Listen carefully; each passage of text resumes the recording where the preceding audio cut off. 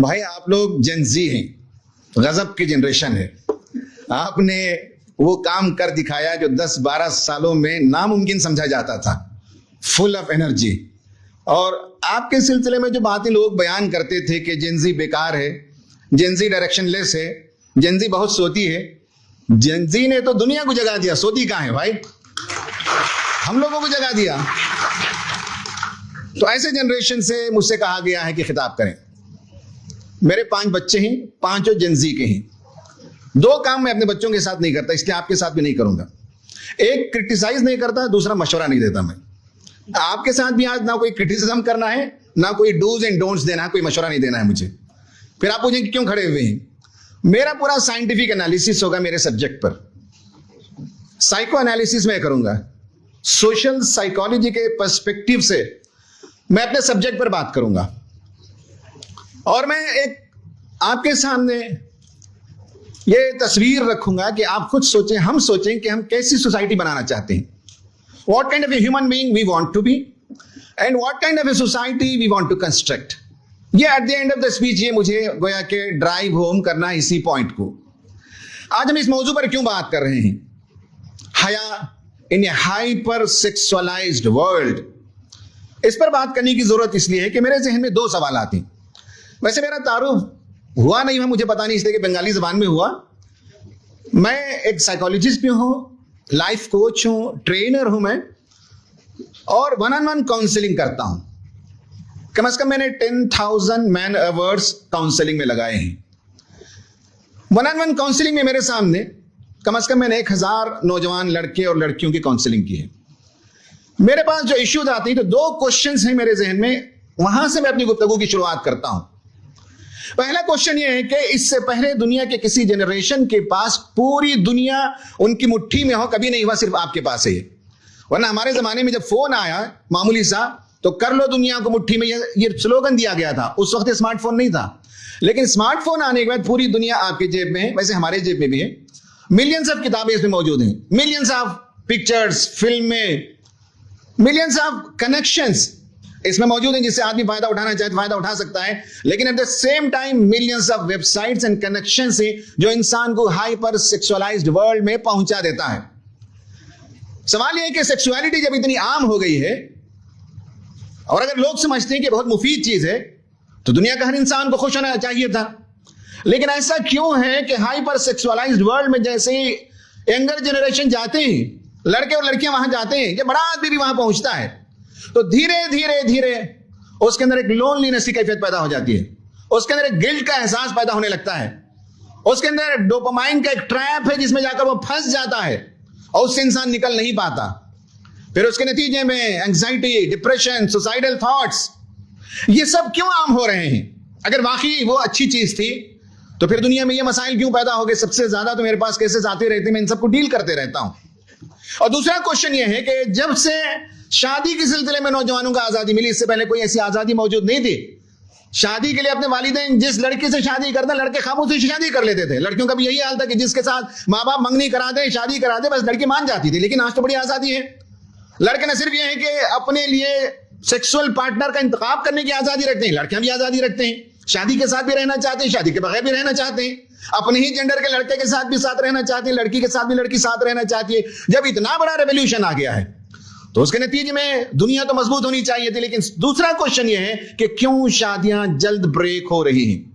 क्यों ऐसे लड़के और लड़कियां जो लिव इन में भी रहते हैं, उनकी जिंदगी क्यों वीरान है? क्यों उजड़ी उजड़ी जिंदगी है? क्यों एक किस्म का एम्प्टीनेस अंदर पाया जाता है? क्यों लोग जो है खुदकुशी की तरफ आगे बढ़ते हैं? क्यों शादियां टूट रही हैं? ये 2 क्वेश्चन मेरे जहन में हमेशा रहते हैं। यानी हाइपर सेक्सुअलाइज्ड वर्ल्ड को जिस तरह से ग्लैमराइज करके दुनिया पेश करती है, कैपिटलिस्ट पेश करते हैं, अगर बाकी वो ग्लैमर की चीज होती तो ये 2 बड़े सवालों के जवाब मुझे आज तक नहीं मिले। नंबर 1 है कि लड़कों के अंदर, लड़कियों के अंदर ये जो मेंटल हेल्थ के इश्यूज आए हैं, एंजाइटी और डिप्रेशन और सुसाइडल थॉट्स एंड लोनलीनेस और डोपामाइन ट्रैप, ये क्यों है? और नंबर 2, ब्रोकन रिलेशनशिप क्यों है जिसमें एक दूसरे को ट्रस्ट मौजूद नहीं है। लड़का लड़की पर ट्रस्ट नहीं करता, लड़की लड़के पर ट्रस्ट नहीं, दोनों आपस में एक दूसरे पर ट्रस्ट नहीं करते, जबकि दोनों मियां बीवी भी हो जाते हैं कभी कभी, और कभी कभी लिव इन पार्टनर्स भी होते हैं। उसके बावजूद दोनों के अंदर जो है कमिटमेंट नहीं हो पाता, ट्रस्ट नहीं हो पाता। जिंदगी कैसे चल सकती है कमिटमेंट के बगैर, ट्रस्ट के बगैर? ये 2 बड़े क्वेश्चन है जो मेरे जहन में हमेशा सामने रहते हैं। हाइपर सेक्सुअलाइज्ड वर्ल्ड, हर चीज में सेक्स को शामिल किया गया। यह एक कैपिटलिस्ट एजेंडा है। यह ऐसा नहीं है कि बस एक गुमराही है, एक बेराह रवी है, एक सेक्सुअल परवर्शन है जो आ गया है इत्तिफाक से, ऐसा नहीं है। ये पूरा मार्केट इकोनॉमी है। सारी दुनिया में इसके पीछे पैसे लग रहे हैं और पैसे लोग कमा रहे हैं। मैं आपको बताना चाहता हूं, आप नौजवानी मुझसे ज्यादा बेहतर जानते हैं, एल्गोरिदम सेक्सुअलाइज्ड है, एड्स सेक्सुअलाइज्ड है, एंटरटेनमेंट सेक्स से भरपूर है, हर जगह सेक्स। यहां तक कि ये आई पहले सेक्स की बुनियाद पर सवालात किए जाते तो आपको वार्न करता था, hey I am not there for you to answer this question, डराता था, धमकाता था। लेकिन अब वो भी जो है विजुअलाइजेशन को सेक्सुअलाइज करके पेश कर रहा है। तो हाइपर सेक्सुअलाइज वर्ल्ड जब हम कहते हैं तो हर जगह सेक्स, हर जगह सेक्स नजर आ रहा है। तो ऐसे में हम देखते हैं कि एक तरफ पोर्नोग्राफी का एडिक्शन, एक तो पोर्नोग्राफी में आदमी कभी चला गया निकल कर आ गया, लेकिन जब एडिक्शन में चले जाते हैं तो मेरे पास बेशुमार ऐसे केसेस मौजूद हैं जो एडिक्शन का शिकार हो गए तो उनकी जिंदगी डिसफंक्शनल हो गई। वो किसी काम करने के लायक नहीं होते, वो रात भर गंदगी में जिंदगी बसर करते हैं, सुबह होते तो सोते हैं, ना कॉलेज जाते हैं, ना यूनिवर्सिटी जाते हैं, ना एग्जामिनेशन पास करने के लायक रहते हैं। मेरे पास काउंसलिंग के लिए जब आती है तो हमारे पास एक लिमिट होती है, उससे ज्यादा के लिमिट पर हम काउंसलिंग नहीं कर सकते। अगर कोई इश्यू माइल्ड है या मॉडरेट है तो काउंसलिंग की जा सकती है, लेकिन अगर कोई इश्यू सीवियर हो जाए तो काउंसलर्स कुछ काम नहीं कर सकते, मेडिकल इंटरवेंशन करना पड़ता है। तो रिहैब को मैं खुद कई नौजवानों को भेजता हूं। एक लड़का मेरे पास आया जिसकी उम्र 18-19 साल है और वो गंदगी में लथपथ है, सुबह शाम इसी बीमारी के अंदर मुब्तला है। काउंसलिंग की सतह से बहुत आगे की चीज थी वो, और दिन में 20-20 मरतबा वो फारिग होता था। तो उसके नतीजे में उसका दिमाग कंट्रोल में नहीं था। इसलिए जो नेचुरल सेक्स है, जो आर्टिफिशियल सेक्स है, दोनों में फर्क होता है। और जो लड़के गलत कामों में लगते हैं आखिरकार उनका जहन फोकस खत्म हो जाता है, जिंक कंटेंट खत्म हो जाता है। अल्लाह ताला ने जो बनाया, हम जो खाना खाते हैं उसके जरिए से जिंक के प्रोडक्शन के लिए कम से कम 1 हफ्ता लगता है, और जिंक का डिप्लीशन जब होता है माइंड से तो माइंड जो है लड़खड़ाने लगता है, किसी काम पर फोकस नहीं। मैंने जिन लड़कों की काउंसलिंग की उनमें से बाद लड़के ऐसे हैं, किसी एक ऑफिस में गए 2 हफ्ते के बाद निकाल दिए गए, दूसरे ऑफिस में गए 15 दिन के बाद वहां से निकाल दिए गए। कोई काम कर नहीं सकते, बॉस जो हुक्म देता है समझ नहीं सकते, नोट नहीं कर सकते, फंक्शन नहीं कर सकते, फोकस नहीं कर सकते। ये किस्से तो हमारे पास आते रहते हैं। तो इसलिए आज हम जिस मौजू पर बात कर रहे हैं वो ये कि हम एनालाइज करें, अपने आप पर गौर करें और करीब की दुनिया को कैसे बेहतर बना सकते हैं। ये हमारा क्वेश्चन है, किसी पर क्रिटिसिज्म नहीं है। ये गिवन रियलिटी है, रियलिटी से हम भाग नहीं सकते। इस रियलिटी को अंडरस्टैंड करना पड़ेगा, इसके डिफरेंट लेयर्स को समझना पड़ेगा, और उसके बाद करीब की दुनिया को, खुद अपनी दुनिया को ठीक करें और करीब की दुनिया को ठीक करें। यह हमारी जिम्मेदारी बनती है। मैं एक लड़की की काउंसलिंग कर रहा था और डिप्रेशन के लिए वो आई थी। लेकिन ऐसा होता है काउंसलर जब बातें करने लगता है तो हो सकता है कि उसका रूट काज 2-3 साल पीछे मिल जाए। कभी कभी रूट काज तलाश करने से नहीं मिलता तो 10 साल पीछे जाना पड़ता है, 15 साल पीछे जाना पड़ता है, कॉलेज के जमाने में जाना पड़ता है, स्कूल के जमाने में जाना पड़ता है, बचपन में जाना पड़ता है, सिबलिंग्स के दरमियान जिंदगी कैसे भी, कजिन्स के दरमियान क्या हुआ। और कभी कभी फीटस की हैसियत से जब बच्चे मां की पेट में थे उस वक्त भी बाज मसाइल उनके अंदर पैदा हो जाते हैं, जो इस वक्त हमारा मौजू नहीं है। तो मैं ये कहता हूं कि जब हमने उनको बात करना शुरू किया तो मालूम हुआ जिससे लड़की खुद वाकिफ नहीं थी, बच्चों को खूब मारती थी, खूब पीटती थी, फ्रस्ट्रेशन मौजूद था, और छोटी छोटी बच्चियां थी, एक बच्ची 4 साल की, एक बच्ची 3 साल की, लेकिन पिटाई खूब करती थी, डिप्रेशन का शिकार थी। खुद उसे पता नहीं था कि क्यों ऐसा हो रहा है। वो खुद कहती थी मुझे पता नहीं कि मैं अपनी बच्चियों को क्यों मारती हूं। लेकिन धीरे धीरे धीरे धीरे जब हमने डिस्कवर किया उसे और खोला तो पता चला कि कॉलेज के जमाने में कोई ऐसी गलती हो गई जिसका गिल्ट उसे सताता है, और उस गिल्ट ने उसे डिप्रेशन के अंदर मुब्तला कर दिया, और उसी गिल्ट की वजह से वो अपना गुस्सा अपने आप पर निकालने के बजाय अपने बच्चों पर निकालती रही। ये सब इश्यूज हमारे सामने मौजूद हैं। तो इसलिए क्यों इस मौजू पर बात कर रहे हैं, इसलिए कि ये मौजू जो है इंसानी शख्सियत, इंसानी पर, ह्यूमन पर्सनैलिटी और ह्यूमन बिहेवियर पर ये चीजें असरअंदाज होती हैं। तो हाइपर सेक्सुअलाइज्ड वर्ल्ड में अपनी चेस्टिटी को, अपनी हया को कैसे, अपनी मॉडेस्टी को हम कैसे महफूज रखें, यह बड़ा सवाल है। अब हम पहला हिस्सा हमारी गुफ्तगू का why are we speaking on this subject, मैंने ये प्रिलिमिनरी बातें की। अब हम 4 नुक्तों पर बात करेंगे। व्हाट इज हया साइकोलॉजिकल पर्सपेक्टिव, व्हाट इज हया Islamic perspective, what is the solution psychological perspective, what is the solution Islamic perspective. बस ये 4 नुक्तों पर हम बात करेंगे। साइकोलॉजिकल पर्सपेक्टिव उसको अच्छी तरह से समझ लीजिए। मैं अपने बच्चों से भी बहुत फ्रैंकली बात करता हूं। 4 चीजें हर इंसान के अंदर हैं, 4 इंपॉर्टेंट डायमेंशन से, 4 इंपॉर्टेंट एलिमेंट्स हैं हर इंसान के अंदर। फैक्ट्री सेटिंग के साथ, जैसे फोन लेते हैं तो बात चीजें फैक्ट्री सेटिंग के साथ आती हैं। इस ऐप को आप क्लोज नहीं कर सकते, उन ऐप को आप डिलीट नहीं कर सकते। आपने बाद एक्स्ट्रा जो डाउनलोड किया है उसे आप डिलीट कर सकते हैं, लेकिन फैक्ट्री सेटिंग से अगर आपने ये पिक्सल लिया है तो इसमें गूगल की तरफ से बहुत से अगर ऐप्स हैं तो यू कांट डिलीट इट। वो फैक्ट्री सेटिंग के साथ आती है। ऐसी फैक्ट्री सेटिंग के साथ 4 चीजें आती है हमारे साथ। नंबर 1, हर इंसान के अंदर एक मोटिवेटर होता है जो उसे आगे बढ़ाता है, आगे बढ़ो, काम करो, you can become, you can achieve something great, think big, act big, इंसान को उभारता है। This is your cup of tea, I can crack the examination, I can do this. ये जो आइडिया इंसानी जहन में आता है, कभी कभी झोंपड़पट्टी में पैदा हुआ बच्चा होता है, दुनिया का बड़ा मालदार तरीन आदमी बन जाता है, बड़ा साइंटिस्ट बन जाता है, यही उसका अंदर का मोटिवेटर है जो उसे आगे बढ़ाता है। दूसरा एक अंदर है, फैक्ट्री सेटिंग से इंसान ले आया है, उसका नाम है सैबोटियर। सैबोटियर अंदर से इंसान को सबोताश कर देता है। बाज नौजवान होती, बाज लड़कियां होती, वो कहने लगती, no this is not my cup of tea, I can't do this, ये मुझसे नहीं होगा, मैं नहीं कर सकता, मेरे बस की बात नहीं, दुनिया मुझ पर हंसेगी, दुनिया क्या कहेगी, लोग क्या कहेंगे। हम बच्चों से भी यही कहते हैं कि तुम्हारा सैबोटियर है, बिवेयर, ये तुमको आगे बढ़ने नहीं देता, ये तुमको खींच कर रखना चाहता है सैबोटियर, तुमको बड़ा इंसान बनने नहीं देता, चाहता है कि तुम छोटे रहो, तुम्हारे अंदर के सारे पोटेंशियल्स वो एक्सप्लोर ना हो सके, तुम बड़े इंसान ना बन सको, तो एक सैबोटियर होता है। अच्छा, सैबोटियर को कभी बाहर से भी खुराक मिल जाती है। कभी आपने तकरीर की, किसी ने हंस दिया, फिर जिंदगी भर आदमी स्टेज पर नहीं आता। कभी आपने कोई चीज बनाई और लोगों ने कहा भाई अच्छा नहीं है, तो उसके बाद कभी वो शोहरत नहीं बनाती। बहुत से लोग कभी गाने के लिए स्टेज पर आते हैं और कोई लड़का गाने की कोशिश करता है तो लोग कहते हैं भाई दरवाजा लोग भागना है, दरवाजा बंद क्यों रखे हो। तो किसी की आवाज पर इतना तंज करते हैं कि फिर कभी गाना ही वो सोचता नहीं और गाना बंद कर देता है। ये सैबोटियर्स बाहर से भी जब हमें इनपुट मिलते हैं तो हमारा अंदर का सैबोटियर कहता है I don't want to do it, this is not my cup of tea. ये दूसरा है। तीसरा, दिस इज वेरी इंपॉर्टेंट, वो है तीसरा है इनहिबिशन। हर इंसान की फितरत के अंदर एक इनहिबिशन का वॉल लगाकर अल्लाह ताला ने भेजा है। डॉक्टर श्वार्ट्ज एक बड़ा साइकोलॉजिस्ट है, साइकियाट्रिस्ट है अमेरिका का। इसकी किताब है, आप में से जो पढ़ने लिखने के आदि जरूर इस किताब को मंगवाइए और पढ़िए, ये रिटर्न टू इनोसेंस। आज की दुनिया में आदमी बच्चों की तरह इनोसेंट बन जाए, बहुत बड़ा कारनामा है। हाइपर सेक्सुअलाइज्ड वर्ल्ड में इनोसेंट कैसे बन सकते हैं?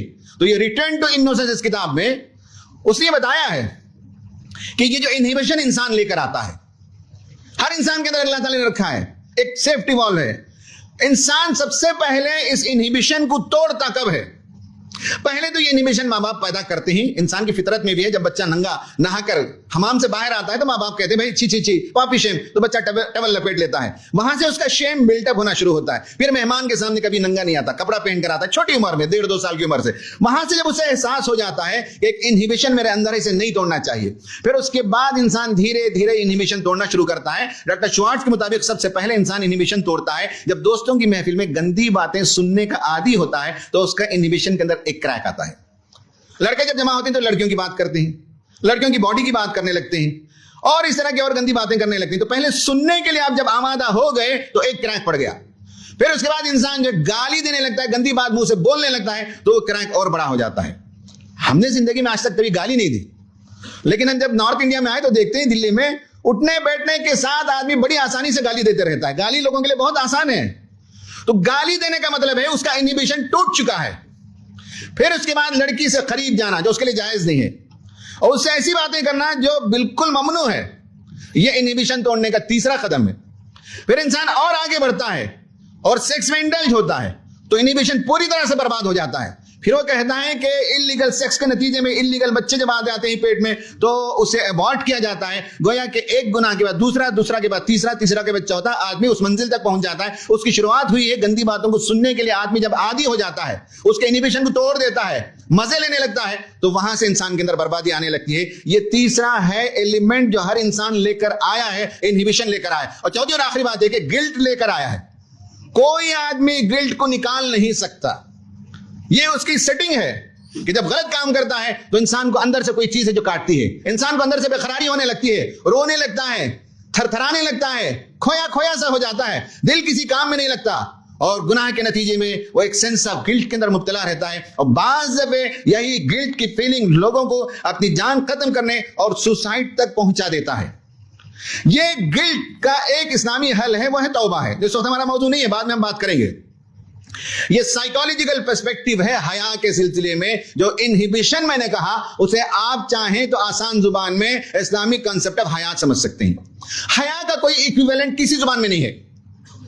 मैंने काफी सर्च किया, कोई एक साइकोलॉजिकल फ्रेमवर्क नहीं है जिसमें हया डिफाइन हो जाए। हया प्योरली एक इस्लामिक कॉन्सेप्ट है, इसलिए इसका तर्जुमा दूसरी जुबान में मौजूद नहीं है। मॉडेस्टी करीब तरीन आप कर सकते हैं, लेकिन ये टोटल सारी बातें इसके अंदर जो हया के अंदर मौजूद है वो आपको अंग्रेजी अल्फाज में नहीं मिल पाती। तो ये है हया के सिलसिले में साइकोलॉजिकल पर्सपेक्टिव। हया के सिलसिले में इस्लामिक पर्सपेक्टिव में आपके सामने रखता हूं, आप उस पर गौर कीजिए। नंबर एक ये है कि अभी हमारे मोहतरम सेक्रेटरी साहब ने कहा कि हया इज लाइफ। इन्होंने कोई मुहिम मनाई गुज़िश्ता 1 साल या 2 साल पहले। अरबी में अगर कहना चाहें तो अल हयाउ हयातुन, अल हयाउ हयातुन, दोनों का रूट वर्ड एक है, या। हया भी वही है, हयात भी वही है। इसका मतलब है कि जिसके अंदर हया है वो जिंदा है, जिसके अंदर हया मर जाए वो चलती फिरती लाश के बराबर है। आदमी चल फिर रहा है लेकिन अंदर से मर गया, बेहया हो गया। जब इंसान बेहया हो जाए तो नबी सल्लल्लाहु अलैहि वसल्लम ने फरमाया कि जब आदमी बेहया हो जाता है तो अब उसका जी जो चाहे वो करे, कोई चीज रोकने वाली नहीं है। हया है जो आदमी को रोकने वाली चीज है। ये अगर इनहिबिशन तुम्हारी खत्म हो जाए, रसूलुल्लाह ने फरमाया, तो इंसान जो चाहे कर सकता है। दुनिया के अंदर वही देखते हैं कि इनहिबिशन खत्म हो गया, हया खत्म हो गई तो इंसान बहुत सारे काम करने लगता है जिसका तसव्वुर भी इससे पहले के जमाने में नहीं किया जा सकता था।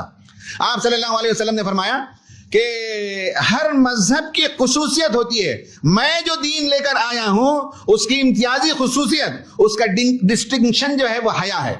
उसका जो डिस्टिंक्शन है, उसकी जो खुसूसियत है, उसका जो इम्तियाज है वो हया है। आपने फरमाया तो गोया कि मजहब इस्लाम, दीन इस्लाम का वेरी इंपॉर्टेंट फीचर जो है वो हया है, मॉडेस्टी है, चेस्टिटी है। यह हमें मालूम होना चाहिए।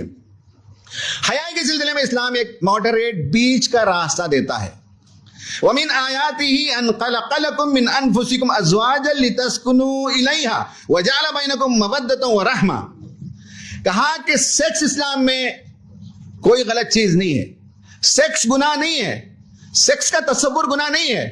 एक है सेक्स के आइडिया और जज्बात को रेप्रेस कर दिया जाए। बाज मज़ाहिब में ऐसा किया गया, रेप्रेशन। लेकिन सेक्स के लिए चोर दरवाजे उन्होंने खोल लिए, जायज दरवाजा उन्होंने बंद कर दिया। एक रेप्रेशन है और दूसरा है वेस्ट का तरीका, परमिसिवनेस का। सेक्स के मामले में कोई कैद नहीं, कोई लिमिट नहीं, कोई कंट्रोल नहीं, अनकंटेन्ड सेक्सुअलिटी। ये दो के बीच में इस्लाम आइडिया देता है, ना सेक्सुअल रेप्रेशन जायज है, ना सेक्सुअल परमिसिवनेस जायज है, बल्कि सेक्स के अंदर मॉडरेशन इस्लाम हमें सिखाता है। वो जायज तरीका बीवी है, शादी है, उसके अलावा जितने तरीके सेक्सुअल डिजायर को पूरा करने के वो सब नाजायज रास्ते हैं। इस्लाम हमें ये आइडिया देता है।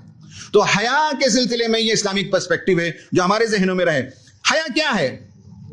किसी लड़की की फोटोग्राफी आपके फोन पर आ जाए तो उसे ना देखना है ना फॉरवर्ड करना, ये हया है। जब आपने फॉरवर्ड करने के लिए उंगली लगाई तो इनहिबिशन टूटा, बेहयाई के अंदर आप चले गए। लड़कियां सेक्सटिंग करती हैं, लड़के सेक्सटिंग करते हैं, मेरे पास जो केसेस आते हैं। फिर लड़कियां उस सेक्सटिंग को मैनिपुलेट करके लड़के को फांसती हैं। ये बेहयाई है। आम मिसालें हैं हया को समझने के लिए। इसी तरह से लड़का और लड़की किसी जगह मुलाकात करते हैं, कॉलेज में, कैंपस में, किसी काम से। काम की बात सही है, तालीम की बात सही है, तालीम से आगे पर्सनल जब बात शुरू होती है तो हया क्वेश्चन में आ जाता है। फौरन आदमी को रोकना चाहिए, निगाह को रोकना है, जुबान को रोकना है, ख्यालात को रोकना है। अगर ये नहीं किया तो हया का जनाजा निकलता है, इंसान बेहया होने लगता है। इसी तरह से वल्गर जोक्स क्रैक करते हैं लड़के क्लासों में, यह हया के खिलाफ है। प्राइवेट मैसेजेस किसी के खोल कर देखें, यह हया के खिलाफ है। इसी तरह से गुनाह के कामों को रिकॉर्ड करना, स्टोर करना, शेयर करना, यह सब जो है बेहयाई है। और आप फोन पर काम कर रहे हैं, अचानक कोई इनएप्रोप्रिएट कंटेंट आ जाए तो फौरन आगे बढ़ा देना, यह हया है। रुक जाना, यह हया के खिलाफ है। और आदमी अगर किसी वजह से गलती में चला जाए तो बाहर निकल कर आए तौबा करके, यह हया है। तौबा ना करे ये बेहयाई है, तौबा कर ले यह हया है। तो यह हया के सिलसिले में इस्लामिक आइडिया है। अब अपनी गुफ्तगू के आखिरी हिस्से में आते हैं, सोल्यूशन की तरफ आते हैं। 2 लेवल पर सोल्यूशन मुझे पेश करना है, एक साइकोलॉजिकल पर्सपेक्टिव और एक इस्लामिक पर्सपेक्टिव। साइकोलॉजिकल पर्सपेक्टिव में डैनियल काहनमैन एक साइकोलॉजिस्ट है, तफसील में गए बगैर वो कहता है कि हर इंसान के अंदर 2 सिस्टम्स होते हैं। वो कहता है सिस्टम 1 एंड सिस्टम 2। उसका कहना है कि सिस्टम 1 पर अक्सर लोग काम करते हैं, और वो सिस्टम 1 जो है जिस पर आदमी सोचता नहीं। जैसे ही कोई ख्वाहिश की चीज सामने आ गई, आदमी मचलने लगता है, उछलने लगता है, उसका दिल जो है बिलकने लगता है, वो आगे बढ़कर उस चीज को पूरा करना चाहता है, ख्वाहिश दिल के अंदर आ गई। तो ये जो इंसान के अंदर इंपल्सिवनेस है, इंपल्सिविटी है, ये इंपल्सिविटी सिस्टम 1 के तहत है, जिसमें आदमी फौरी लज्जत चाहता है और आगे चलकर इसका अंजाम क्या होगा ये उसकी परवाह नहीं करता, तो आदमी जल्दी मचाता है इस ख्वाहिश को पूरी करने के लिए। This is called as system 1। फिर वो कहता है कि सिस्टम 2 वो है जहां आदमी रुक जाए, गौर करे, मौक़िफ़ ले, सोचे, उसके बाद आगे बढ़े, तब ये सिस्टम जो है 2 होता है। सिस्टम 2 में हया काम करती है। सिस्टम 1 में इंसान हया को जो है पीछे रख देता है और फौरन अपनी ख्वाहिशात को पूरा करना चाहता है। सिस्टम 2 के सिलसिले में वो कहता है कि 10-10-10 का फार्मूला इख्तियार करो। कोई काम करने से पहले रुको और सोचो कि 10 सेकंड के बाद क्या होगा। 10 सेकंड के बाद लज्जत पूरी हो जाएगी और इंसान जो गुनाह के एहसास में मुब्तला हो जाएगा। 10 मिनट के बाद क्या होगा, 10 घंटे के बाद क्या होगा। आदमी सोचे तो 10 घंटे के बाद, तो सुबह से शाम तक आदमी गिल्ट के एहसास के अंदर मुब्तला हो जाएगा। तो इसलिए वो कहता है कि सिस्टम 1 को हमेशा जो है पॉज करने का तरीका है हया। सिस्टम 1 जो है वो ऑटोमेटिक, ऑटो पायलट पर काम करता है। फौरन इंसान लज्जत चाहता है, उसे पॉज करने के लिए हया का बटन दबाइए तो पॉज हो जाएगा। थोड़ी देर आप सोचेंगे, उसके बाद जो जायज रास्ता है उसमें जाएंगे, अगर नहीं है तो रोक लेंगे अपने आप को। ये गोया कि एक मेथड है साइकोलॉजिकल फ्रेमवर्क में। सिस्टम 1, सिस्टम 2 हमें ऑपरेट करना है सिस्टम 2 में, और सिस्टम 1 को पॉज लगाना है हया की बुनियाद पर। दूसरा एक साइकोलॉजिस्ट है बॉमिस्टर, वो कहता है कि जिस तरह से लड़के आज के जमाने में जिम जाते हैं और मुख्तलिफ मसल्स को बिल्डअप करने के लिए अलग अलग एक्सरसाइजेस करते हैं, वो ज्यादा बेहतर जानते हैं जेनजी के लोग, हमें तो नहीं मालूम है। इसी तरह लड़कियां भी आजकल जिम जाती हैं, वो भी अपनी जरूरियात के तहत मसल्स बिल्ड करने के लिए काम करती हैं। बॉमिस्टर कहता है कि जैसे जितना आप एक्सरसाइज करते रहेंगे, फोकस करते रहेंगे, तो मसल की स्ट्रेंथ बढ़ती है। इसी तरह से उसका कहना यह है कि विल पावर चाहिए इंसान को गुनाह से रुकने के लिए, और ये विल पावर अचानक जो डेवलप नहीं होता है, बल्कि जिस तरह से एक्सरसाइज करके आप अपने बॉडी को डेवलप करते हैं, इसी तरह से विल पावर को डेवलप करने के लिए मुसलसल तवज्जो देने की जरूरत है, मुसलसल एक्सरसाइज करने की जरूरत है, मुसलसल आप जर्नलिंग करने की जरूरत है कि कहां कहां आपका विल पावर टूटता है, कहां कहां विल पावर कमजोर होता है। जब आप इसकी जर्नलिंग करेंगे तो आपको आइडिया होगा कि यहां मेरा विल पावर टूटता है, उसे मजबूत करने की कोशिश करेंगे, और वो पीरियड ऑफ टाइम जैसे एक्सरसाइज करने से इंसान के मसल मजबूत होते हैं, विल पावर भी आप मजबूत कर सकते हैं। एक और चीज ये है कि एरन बेक का एक आइडिया है, वो भी मैं आपको बता देता हूं कि जब इंसान गुनाह करने लगता है तो 3 दलील देता है। एक कहता है भाई आज एक दिन कर लेते हैं, यह है मिनिमाइज करना। गुनाह को मिनिमाइज करके आपका सबोटियर आपको पेश करता है, भाई आज एक दिन कर लें। दैट इज सबोटियर आपको बर्बाद करने के लिए आइडिया देता है, एक तरीका होता है। दूसरा तरीका जनरलाइज करता है, भाई सब लोग करते हैं, मैं करूं तो कौन सी बात गलत बात, दुनिया ही ऐसे चल रही है, हम क्या कोई निराले हैं, क्या हम पर कोई जो है ताज हम पहने हुए हैं, हम आम आदमी, दुनिया जिस रास्ते पर चल रही है उस रास्ते पर हम चल रहे हैं। जनरलाइज करने लगता है इंसान। और तीसरा ये कि कभी कभी इंसान ये कहता है कि साहब एंटाइटलमेंट, मेरे लिए तो जायज होना चाहिए, मैं फला हूं और मैं फला हूं, मैं बहुत थका हुआ हूं, मैं अभी थीसिस काम करके आया, मैं 15 दिन से जो है पढ़ाई में लगा हुआ था। एंटरटेनमेंट, ये गोया कि इस तरह के तरीकों से इंसान का सबोटियर बुराई की तरफ आमादा करता है। जिस दिन आप अंदाजा लगा लेंगे कि आप एंटरटेनमेंट में जा रहे हैं, आप जनरलाइजेशन में आप जा रहे हैं, तो आप अपने आप को फौरन रोकेंगे, या मिनिमाइज करके आपको सबोटियर पेश करता है इस गुनाह को, तो आप अपने आप को रोकेंगे। ये वो चीजें हैं जिस पर आपको गौर करना है, साइकोलॉजिकल पर्सपेक्टिव। इसमें आखिर में एक बात मैं बताता हूं, वो है एक और साइकोलॉजिस्ट वो कहता है कि ब्रेन में 2 हिस्से हैं। एक हिस्से का नाम वो कहता है BAS, यानी बिहेवियरल एक्टिवेशन सिस्टम। कोई काम इंसान करता है, गुनाह की तरफ जाता है, शराब हो, जुआ हो, जिना हो, बुराई हो, पोर्नोग्राफी हो, या गंदे जोक क्रैक करना हो, तो BAS वो ये है कि एक्टिवेट करता है, BAS सिस्टम। दूसरा दिमाग के अंदर एक और सिस्टम है जिसका नाम है BIS, बिहेवियरल इनहिबिशन सिस्टम। फौरन वो कहता है हे डोंट डू दिस, स्टॉप। तो अंदर ही 2 चीजें मौजूद हैं, एक एक्सेलेरेटर है जो आपको आगे बढ़ाता है, एक ब्रेक है जो आपको रोकता है कि मत करें। आदमी ऐसे वक्त में अगर BIS पर यानी ब्रेक पर तवज्जो दे, बिहेवियरल इनहिबिशन सिस्टम पर तवज्जो दे, तो वो गुनाह से बच सकता है। अब आखिरी मरहले पर हम आगे इस्लामिक पर्सपेक्टिव पर बात करेंगे कि इस्लाम हमें क्या तस्वुर देता है। गौर करना आपका काम है कि हम कैसे इंसान बनना चाहते हैं, कैसी सोसाइटी में बनाना चाहते हैं। नंबर 1 ये है कि इस्लाम में जो भी कवानीन बनाए गए हैं उनके पीछे एक आइडिया है जिसका नाम है मकासिद शरीयत। आपने सुना होगा 5 मकासिद हैं, उन्हीं 5 मकासिद को यानी 5 ऑब्जेक्टिव्स हैं, उन्हें हासिल करना चाहता है, उसकी हिफाजत इस्लाम चाहता है। 5 चीजों की हिफाजत चाहता है। उनमें से नंबर 1 ये है कि जो पहली चीज जो इस्लाम प्रोटेक्ट करता है वो है इंसान की इज्जत और तकरीम को प्रोटेक्ट करता है। वलक़द कर्रमना बनी आदम, हमने इंसान को बहुत ही मुकर्रम बनाया, बहुत रेस्पेक्टफुल बनाया, बहुत डिग्निटी दी। कोई काम जो इंसानी डिग्निटी के खिलाफ हो उसे रोकना चाहिए। ये पहला आइडिया है, डिग्निटी के खिलाफ कोई काम नहीं होना चाहिए। दूसरा ये है कि फैमिली लीनिएज को इस्लाम प्रोटेक्ट करता है। जब इंसान गलत रास्ते पर जाता है, बेहयाई के काम पे लगता है, तो फिर फैमिली लाइफ खत्म होने लगती है। जो चीज फैमिली लाइफ को खत्म करे वो इविल है, उसे रोकना चाहिए। और मेरे पास है टाइम 10 मिनट। एक लड़का आता है मेरे पास रेगुलर, उसकी उम्र है 30, 25 साल की उम्र में उसकी शादी हो गई और 26 साल की उम्र में तलाक हो गई। कहता है कि पोर्नोग्राफी का आदी था वो। काउंसलिंग करता है तो जो इस लाइन में चले जाते हैं वो मैरिड लाइफ गुजार नहीं सकते। उनके साथ प्रॉब्लम होता है जो इस वक्त हमारे पब्लिक एड्रेस का मौजू नहीं है। वो फैमिली लाइफ गुजारने के लायक नहीं होते, वो परफॉर्म नहीं कर पाते, शादियां टूट जाती हैं, जिंदगी बर्बाद हो जाती है। 30 साल की उम्र में आदमी की जिंदगी बर्बाद हो गई। तो जो फैमिली लाइफ को बर्बाद करे उससे रुकना चाहिए, इस्लाम का आइडिया है। जो इज्जत और तकरीम को चैलेंज करे उससे रुकना है, जो फैमिली लाइफ को बर्बाद करे उससे रुकना है, जो चीज आदमी के माइंड और इमोशन को बर्बाद करे उससे रुकना है। और जो लोग बुराई के रास्ते पे जाते हैं वो मेंटल हेल्थ का जो है प्रॉब्लम के अंदर शिकार हो जाते हैं, मेंटल क्राइसिस में आ जाते हैं, बीमारी का शिकार हो जाते हैं। सबसे बड़ा मसला जो बुराई के रास्ते में चले जाते हैं, बेहया होते हैं, उनका मसला यह कि they become non productive, they become dysfunctional, कोई काम नहीं कर सकते। ये तीसरा है मकासिद शरीयत में।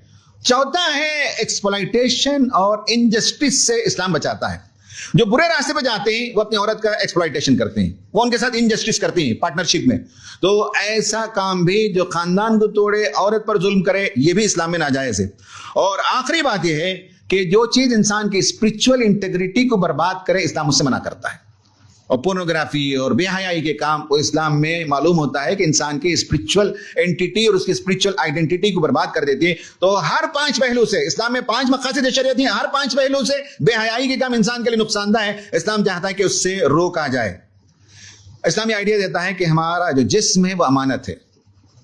मेरा जिस्म मेरी मर्जी, कुछ लोगों का आइडिया हो सकता है, लेकिन हमारा आइडिया है कि ये जिस्म मेरा नहीं, ये खुदा का दिया हुआ है, सही इस्तेमाल करना है, उसे वापस लौटाना है। और हर अज़ू के बारे में खुदा के पास जवाब देना है। आंखों को हमने कैसे इस्तेमाल किया, जुबान को हमने कैसे इस्तेमाल किया, दिल को कैसे हमने इस्तेमाल किया, हर एक चीज के बारे में हमें एक दिन हिसाब देना है। तो हमारी जो बॉडी है वो अमानत है, एक ट्रस्ट है। और माई बॉडी माई चॉइस कुछ लोगों का आइडिया हो सकता है, लेकिन हमारा आइडिया ये नहीं है। दूसरा ये है कि हमें इस्लाम सिखाता है कि डिजायर मस्ट बी रेगुलेटेड, जिसके अंदर रेगुलेशन नहीं है।